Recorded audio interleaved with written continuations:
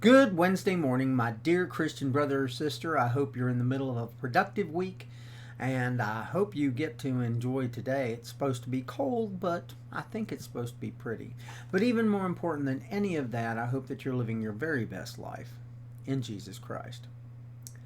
Well, as I start this Wednesday, I admit to being a bit, in the words of my generation, bummed out. Now, I'm not depressed really, but I am a bit disappointed.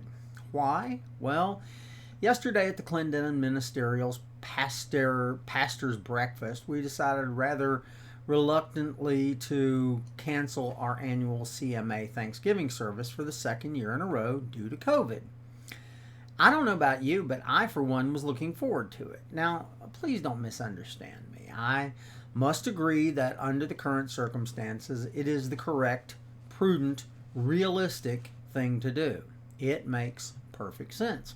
Several churches are struggling with having no choir currently, and this would definitely affect attendance. There is still some fear out there, understandably.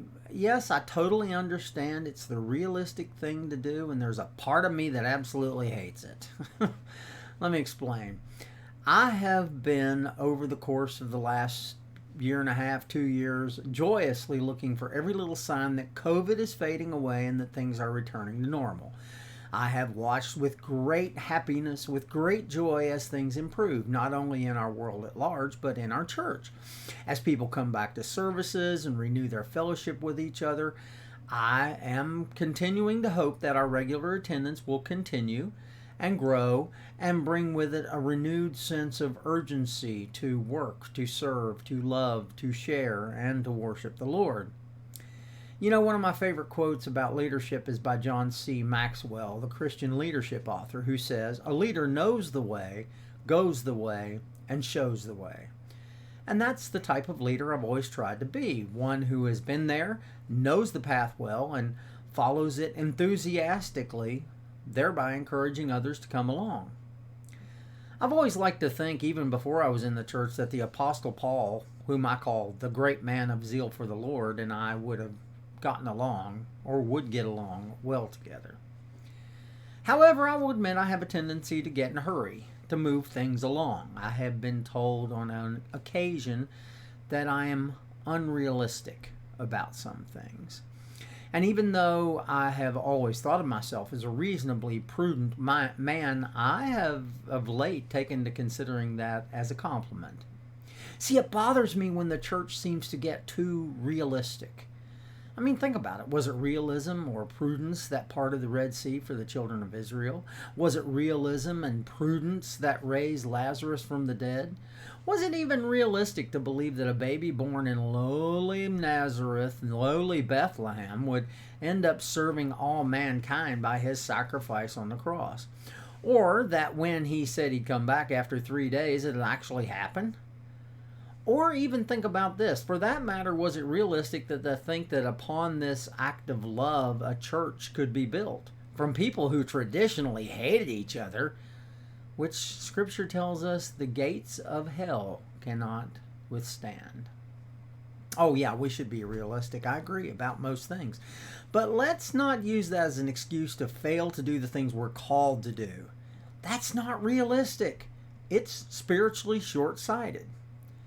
I admit, when it comes to my faith in the Lord, I must embrace the irrational, illogical, unrealistic belief that God expects us to keep moving forward, putting feet on our faith, even when it sometimes appears to be a waste of time or energy. There is no such thing in the eyes of God. My mother used to say, "Remember, nothing for Jesus is ever wasted." We need to remember that when it looks hopeless, God often does His very best work. Some things we just need to do to exercise our faith and to blaze a trail for others to follow, so that they can experience what faith combined with some diligent effort, otherwise known as sweat, can accomplish. Paul reminds us in Galatians 6:9, "Let us not become weary in doing good, for at the proper time we will reap a harvest if we do not give up." I call upon you today to join me in being unrealistic in our faith in Jesus Christ, and acting upon it when it sometimes seems hopeless, futile. I mean, who knows what amazing miracles will happen if we do? Maybe that person you've been trying to get in church all that time will see our diligence and say, you know, these people really believe what they believe. I don't know about you, but I'm not going to be bummed. I'm going to be hopeful and occasionally unrealistic.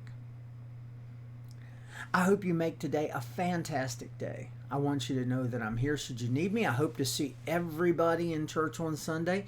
If you need me, don't hesitate to call. And remember, I truly love you all. Bye-bye.